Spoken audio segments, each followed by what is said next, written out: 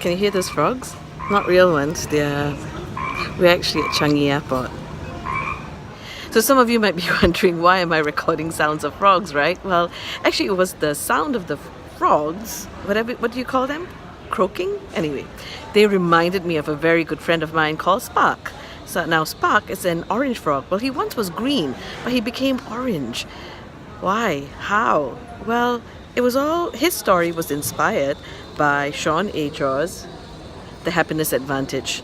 As you can tell, my copy is very well used. I love Sean's book, which really inspired my life, and it made me go on a quest to find out, hey, how do I teach this?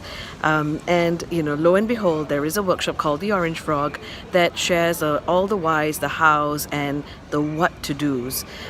So if you are a manager, a team leader, or just someone who's been wanting to know how do we build more positivity either into our daily lives or into our work lives, you may want to check this workshop out. It's called The Happiness Advantage, The Orange Frog, run at Singapore Institute of Management. Our public workshop is next month, so do look out for more details. I will be posting some information soon, but you can always Google and look out for Singapore Institute of Management's professional development programs.